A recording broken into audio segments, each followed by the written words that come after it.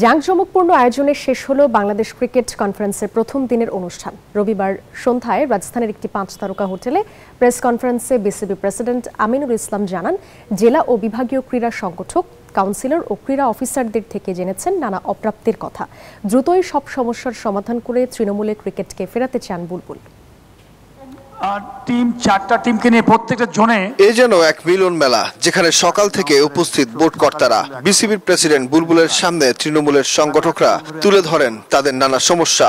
জেলা ও বিভাগীয় পর্যায়ে নেই ক্রিকেট গ্রাউন্ড, নেই পর্যাপ্ত সুযোগ সুবিধা, বছরের পর বছর মাঠে গড়াচ্ছে না জেলা ও বিভাগীয় ক্রিকেট লীগ। সব সমস্যা সমাধানে বদ্ধপরিকর বিসিবি বস।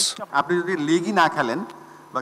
বাংলাদেশ ক্রিকেট কনফারেন্সের প্রথম দিন শেষে বুলবুল জানান, প্রতিটি জেলা উপজেলায় ক্রিকেটীয় অবকাঠামোর উন্নয়ন করবে বিসিবি। আমরা চেষ্টা করব যে ক্যালেন্ডারটা ঠিক করতে।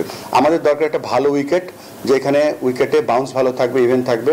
একটা ভালো আউটফিল্ড, যেখানে একটা বাচ্চা ছেলে বা একটা মেয়ে সেখানে আরামসে ফিল্ডিং করতে পারবে, ইভেন্ট বল আসবে এবং সেটা আমাদের 12 মাস খেলার মতো কর্তৃত্ব থাকবে। আমরা চেষ্টা করব যে বাংলাদেশের প্রত্যেকটা জায়গায় ডিসেন্ট্রালাইজ করতে। সো আমরা যদি রাইট ফ্যাসিলিটিস ক্রিয়েট করে দিতে পারি, তাহলে Bangladesh will have a brighter future. Not necessary. এছাড়া জেলা ও বিভাগগুলোতে সব ধরনের ক্রিকেট লীগ চালু করতেও উদ্যোগ নেবে বিসিবি। কোচদের ডেভেলপমেন্ট প্রোগ্রাম ছিল না, তো এই সবগুলো আমরা অ্যাড্রেস করে কিভাবে একটা জেলা, একটা উপজেলা, একটা জেলা, একটা বিভাগ কিভাবে স্বাবলম্বী হতে পারবে সেটা নিয়ে আমরা আলোচনা করছি। তিনি বিশ্বাস করেন, বিসিবি ও সরকার সম্মিলিত উদ্যোগ নিলে আবারও ঘুরে দাঁড়াবে ক্রিকেট। আমাদের প্রধান কাজ হবে যে এই গ্যাপগুলো এখন ক্লোজ করা। হয়তো কালকেই সম্ভব হবে না, বাট স্লোলি এটাই আমাদের, এই জন্যই আমরা ক্রিকেট বোর্ডে এসেছি, to solve all this or close all this gaps.